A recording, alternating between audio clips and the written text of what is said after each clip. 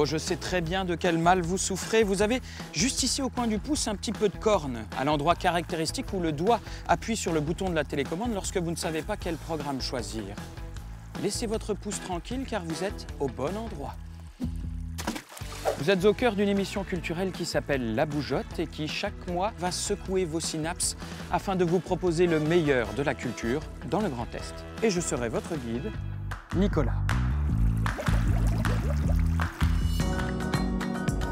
Dans chaque épisode, nous allons nous retrouver dans un lieu emblématique du Grand Est. Aujourd'hui, c'est au tour de l'abbaye des Prémontrés à Pont-à-Mousson. Au menu de ce premier numéro, on commence par une visite à Strasbourg avec la rubrique Réveille ton art, qui va tenter de percer les mystères d'une discipline artistique sensuelle, l'effeuillage burlesque. Ensuite, place à notre enquête au Farest, qui va s'intéresser ce mois-ci à un savoir-faire ancestral, la lutherie de Mirecourt dans les Vosges. Enfin, nous clôturerons notre première émission avec fracas, grâce au rocker de Tequila Savate. Mais avant de parler de tout cela, suivons notre équipe qui s'est rendue à Reims, dans le quartier d'Orgeval, pour vous faire découvrir les coulisses d'une création étonnante.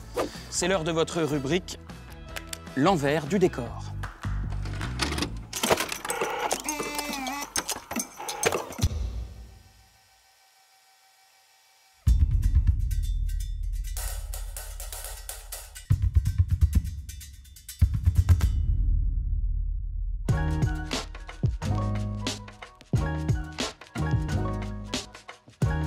Le collectif Protocole, c'est un collectif de 5 jongleurs, jongleuses, jonglage d'improvisation avec des massues. Ce qui est cool avec le jonglage, c'est que c'est un art populaire.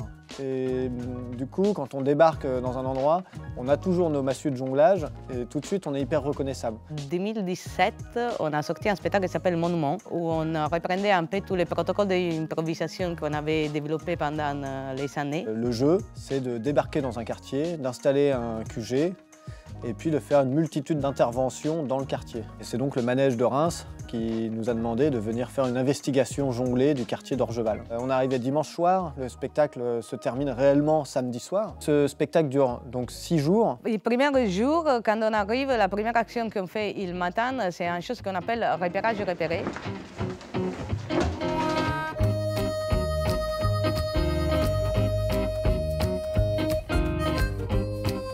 On se balade en pick-up avec 3 massues chacun et on s'arrête à des endroits X et on fait des positions non jonglées. Ça pour nous c'est une façon de faire monter une intrigue, du coup juste que les gens ils se demandent qu'est-ce que c'est, qu'est-ce qu'ils font là et qui c'est ces gens. Allez, on est souriant.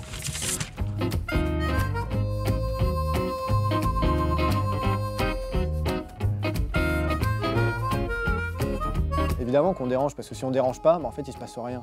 Donc le jeu, c'est qu'on vienne déranger, on vient déplacer les choses. Du coup, les gens, ils nous repèrent. Et nous, en même temps, dans le pick-up, à l'intérieur, on est avec une carte. Et on repère aussi tout ce qui sont les endroits clés un peu du quartier. Et c'était heureux, les gens à la fenêtre. Chaque fois qu'on arrive dans un quartier, clairement, c'est un nouveau défi et on ne sait jamais comment il va se passer. On ne connaît pas Reims, nous on est de partout en France, mais pas de Reims. Pour que ça marche, on doit être hyper humain, hyper ouvert et hyper cool avec les habitants, parce que la réalité c'est qu'on est chez eux, c'est pas nous, on n'est pas chez nous quoi. Et du coup c'est comment on arrive à désamorcer cette petite crainte ou cette petite tension pour finalement offrir un petit jonglage d'une seconde et puis inviter à la restitution finale quoi. Ah, j'en peux plus, faut que je jongle. Le fond, il est pas bien. Ouais, bon. Bah, l'autre, là. Celle-là, c'est la mieux.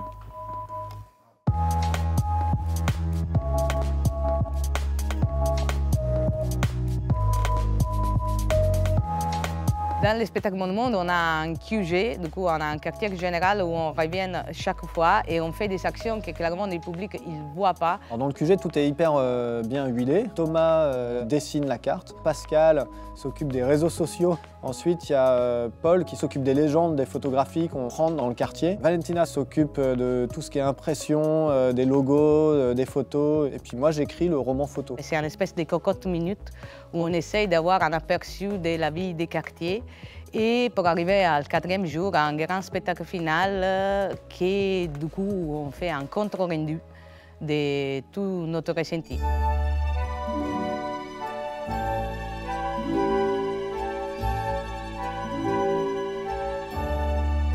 À niveau artistique et jonglage, c'est un peu notre vocabulaire. C'est la façon à travers laquelle on arrive à dire les choses. Je pense que si on était musicien, ce sera la musique. Si on était peintre, ce sera la peinture. Nous, on fait du jonglage et du coup, c'est à travers ça qu'on s'exprime. C'est ça qu'on fait depuis 15 ans. Les gens ne se rendent jamais compte du temps de travail pour du jonglage. Mais après, tout réside dans la manière d'écrire, cette manière d'offrir le jonglage. Si tout d'un coup on dit Madame, et puis vous la regardez dans les yeux, vous lui dites ma plus belle figure de jonglage, j'ai travaillé 10 ans pour, et puis vous la faites, ça devient un cadeau énorme. L'enjeu là dans ce collectif, c'est d'écrire comment on crée le cadeau et l'emballage.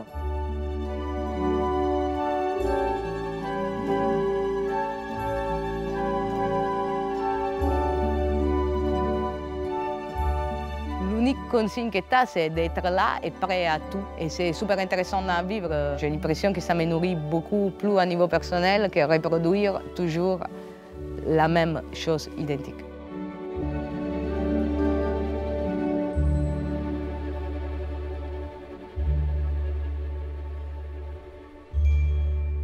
Après ce voyage fantastique dans le milieu du jonglage, je vais vous inviter à remonter le temps. Et quoi de plus facile lorsque l'on se trouve au cœur de l'abbaye des Prémontrés à Pont-à-Mousson. L'édifice fait 12 000 m², c'est dire si je vais avoir besoin d'un ou d'une guide pour vous le faire visiter. Ah mais j'aperçois là-bas Marisa Defonte qui est précisément chargée de mission à l'abbaye.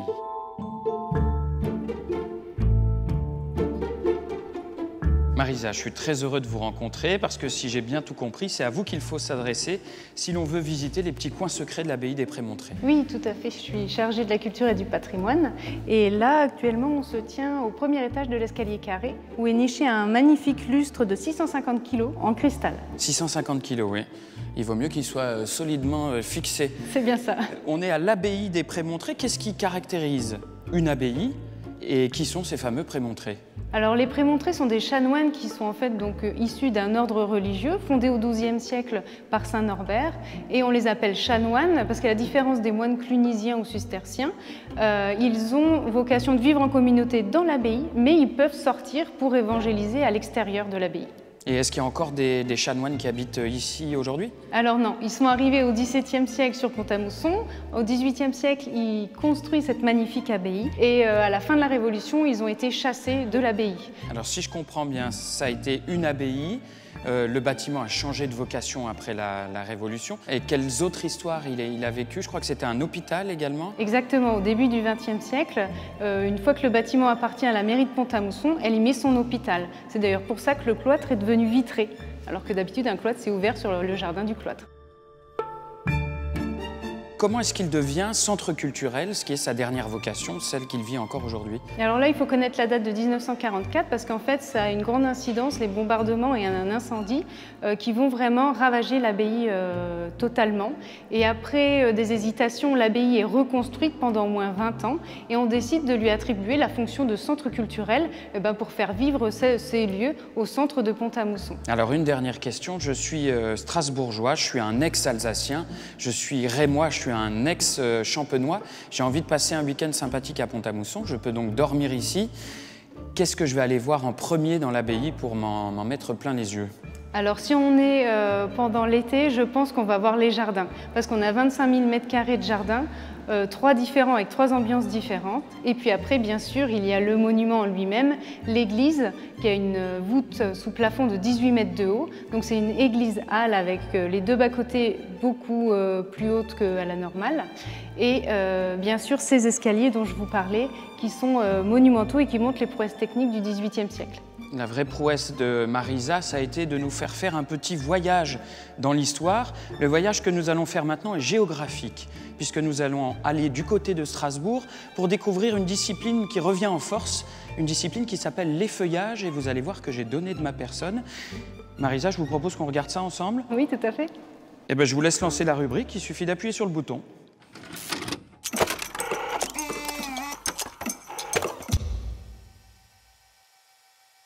À vous qui pensez qu'une Alsacienne s'habille nécessairement avec son costume traditionnel, celui avec les oreilles en forme de palmito, détrompez-vous, je vais vivre une immersion qui va faire rimer Alsace avec sexy, avec humour, avec burlesque.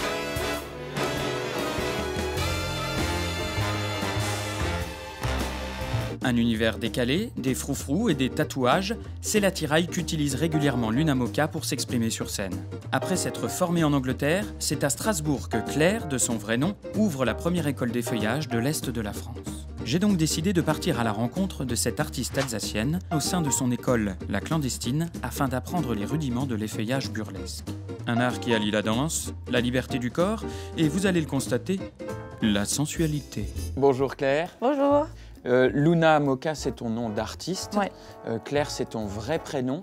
Et tu es professeure de burlesque. D'effeuillage burlesque. Pour nous qui sommes des novices, est-ce que tu pourrais nous définir l'effeuillage burlesque en quelques mots? Alors, l'effeuillage burlesque, c'est l'art de se dévêtir avec humour et glamour. Voilà, en une phrase.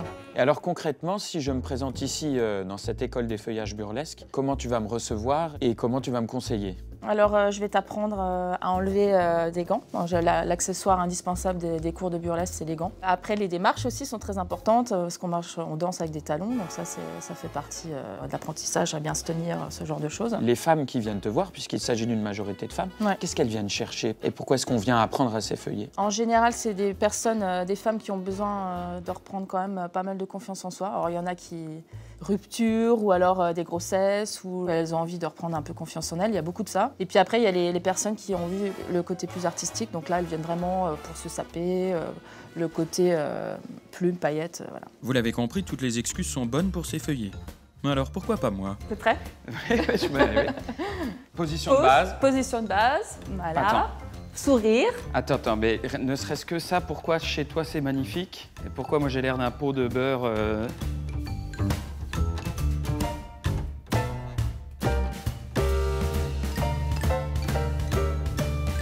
Alors là, tu fais un peu trop de grimaces, mais je pense que ça C'est vient parce que après. c'est quand je me vois, j'ai l'impression de danser comme un chef comptable. Une fois que tu as peu. la technique, tous ces faciès disparaissent normalement.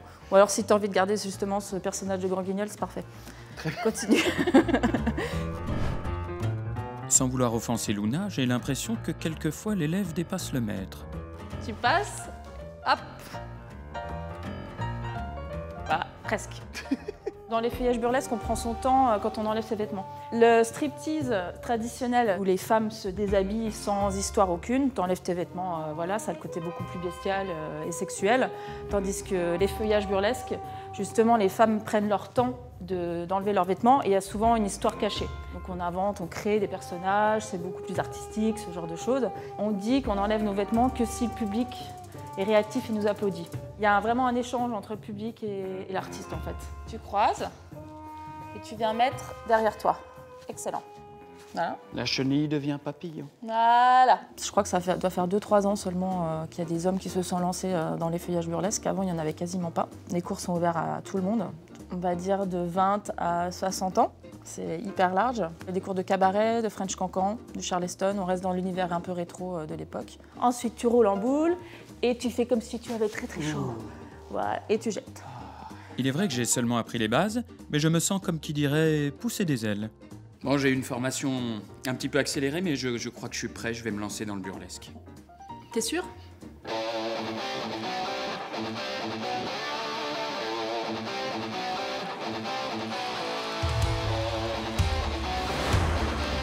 Et maintenant, fini en beauté, je fais comme Claire m'a dit, le chimichimi.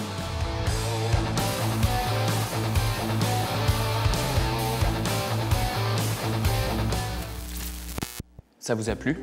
Parce que moi, ça m'a drôlement plu. Mes retours à Pont-à-Mousson, plus précisément à l'abbaye des Prémontrés, où chaque fin d'été depuis 1995 a lieu un festival des écritures théâtrales contemporaines appelé la Mousson d'été. Pendant 7 jours, des metteurs en scène, des comédiens, des artistes se réunissent pour faire résonner parmi ces vieilles pierres les mots d'aujourd'hui. Dans l'ancienne bibliothèque de l'abbaye, par exemple, on retrouve une salle de spectacle aménagée par le festival. Nous voilà au milieu d'une lecture mise en scène par Tamara Al-Saadi. Après seulement quelques répétitions, les comédiens, les techniciens et les metteurs en scène doivent déjà présenter leur spectacle devant un public. Tamara, tu es invitée pour la première fois en tant qu'artiste à la Mousson d'été. Ouais. Donc ma première question est très simple. Qu'est-ce qu'un artiste vient faire à la mousson d'été. Alors moi, je suis invitée ici dans ma fonction à la fois de comédienne et de metteur en scène. Et je viens tout juste de diriger une lecture d'une auteure italienne, Valentina Diana, avec 2 comédiens. Alors on va un petit peu faire les naïfs, mais on rappelle qu'une lecture, ce sont des comédiens qui sont face à un public avec le texte en main. Voilà, c'est ça. En fait, l'originalité, je trouve, de ce festival, c'est qu'il fait rencontrer des équipes d'artistes pour en fait réfléchir ensemble sur une écriture. Et il s'agit, dans l'exercice de la lecture, il s'agit en fait de mettre en espace, c'est-à-dire esquisser, suggérer une mise en scène. Enfin, insuffler un peu un squelette, dégager les enjeux du texte et le valoriser comme ça à coup de fulgurance, quoi. Donc si un spectacle finit, pour faire une comparaison, est comme un tableau, ici on est dans l'exercice du croquis, du dessin, du jeté. C'est exactement ça. C'est-à-dire qu'on arrive tous et on nous met un crayon en main, à peine une gomme, et on dit « Ok, allez, vas-y, dessine ». Qu'est-ce que ça génère comme émotion, cette urgence et ce côté de créer sur le moment? En fait, c'est assez intéressant parce que nous, dans la mise en scène, souvent, on a un texte en main, on a le temps de réfléchir, les tenants, les aboutissants, la scénographie, etc. Là, avec très peu de choses, il faut qu'on aille très vite à l'essentiel. Comme tu es aussi autrice, tu as écrit un spectacle qui frappe au cœur et qui vient jouer à Nancy au mois de décembre. J'espère qu'il frappe au cœur, je sais pas, mais oui, j'ai la chance d'avoir été invitée par Michel Didim à présenter mon travail à la Manufacture de Nancy du 3 au 6 décembre, et mon spectacle s'appelle Place. Nous, on y sera avec la Bougeotte. J'espère que vous aussi, vous y serez. J'ai une dernière question qui est un petit peu indiscrète. Est-ce que tu aimes bien le violon? J'aime beaucoup le violon. Alors, tu vas adorer la rubrique qui arrive, car nous partons tout de suite sur les traces de la lutherie, qui est une spécialité d'une petite ville des Vosges qui s'appelle Mirecourt.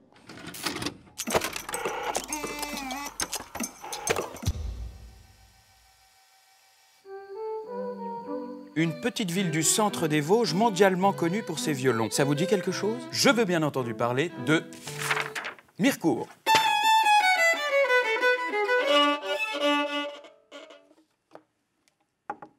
Véritable berceau de la lutherie française, Mirecourt s'est taillé au fil des siècles une réputation mondiale. Alors nous, à la Bougeotte, on s'est demandé comment cette petite ville des Vosges avait pu devenir une des capitales mondiales de la lutherie. On pourrait croire que c'est grâce aux belles forêts des alentours, parce que pour faire des violons, faut du bois. Mais non. En réalité, la réponse se trouve ailleurs. Nous allons vous raconter tout cela dans une enquête menée tambour battant au Far Est. À partir du XIVe siècle, Mirecourt est une cité riche et prospère. De nombreux marchands passent par Mirecourt pour relier l'Espagne à la Hollande, mais aussi sur leur route vers l'Italie. Avant l'arrivée des luthiers, les musiciens fabriquent eux-mêmes leurs instruments. Mais à cette époque, le violon a mauvaise réputation. C'est un instrument populaire qui sert principalement à la danse et aux comédiens ambulants. Puis, progressivement, des ébénistes s'intéressent au violon et commencent à en façonner. À Mirecourt, les premiers faiseurs de violon, comme on dit à cette époque, remonteraient au début du XVIIe siècle. Avec la guerre de 30 ans, la Lorraine et notamment Mirecourt sont ruinées. Il faudra attendre 1660 pour voir renaître de ses cendres la lutherie mircursienne. La lutherie prend alors son envol. Le XVIIIe siècle sera une période faste pour l'activité. En 1731, on recense 13 faiseurs de violon à Mirecourt. Un acte important survient l'année suivante. La duchesse de Lorraine édicte la charte des luthiers. C'est une véritable reconnaissance du savoir-faire vosgien. Au XVIIIe siècle, certains luthiers mircursiens vont même s'expatrier. Ils vont aller s'installer à Paris, où ils participeront à la renommée de la lutherie française. Au cours du siècle, d'autres iront aussi s'installer en Belgique, en Espagne, en Russie et même en Angleterre. Ces voyages seront bénéfiques pour le savoir-faire mircursien. En effet, de retour dans leur cité, les luthiers vont rapporter de nouvelles connaissances. Durant leur séjour dans les grandes villes d'Europe, ils ont pu examiner, travailler sur des spécimens de violons rares et précieux, issus des plus grandes écoles de lutherie. L'école française de lutherie va naître de cette rencontre, influencée tout à la fois par des traditions des écoles allemandes et italiennes et par des méthodes de fabrication dites à la française. Mirecourt devient un lieu de formation incontesté pour de nombreuses générations. Et durant ce siècle, deux figures mircursiennes vont s'illustrer en France et à l'étranger. Nicolas Lupeaud dit le Stradivarius français qui devient en 1815 le luthier du roi Louis XVIII. On compte aussi Jean-Baptiste Vuillaume qui va travailler avec de nombreux musiciens comme Niccolò Paganini ou encore le compositeur Hector Berlioz. Mais que serait le violon sans son archet? Cette petite baguette de bois si importante pour frotter les cordes. En son temps, Mirecourt fut également une grande terre d'archetiers. Si le créateur de l'archet moderne, François-Xavier Tourte, n'est pas originaire de Mirecourt, nombre de ses successeurs le sont et pas des moindres. Étienne Pajot ou encore Dominique Pécat et François-Nicolas Voirin vont activement participer à la réputation mondiale de l'archéterie française. Au 19e et au 20e siècle, l'essor de la fabrication et du commerce des violons se poursuit. Mirecourt devient le principal centre de production d'instruments à cordes de France. Les entreprises Laberte, Thibouville ou Quénon s'installent dès 1850. Avec la mécanisation, la production augmente et se diversifie. Mais avec la Première Guerre mondiale débute le déclin de l'activité luthière à Mirecourt. Certains artisans ne reviendront pas du front. Une reprise d'activité se fait bien sentir après la Grande Guerre, mais la crise financière de 1929 y met un terme. À la même période, un vaste plan de relance de la musique est lancé en France. C'est la naissance des conservatoires de musique, des orchestres symphoniques régionaux, mais aussi en 1970 de l'École nationale de lutherie à Mirecourt. Ah, ça me donne envie de rejouer un morceau.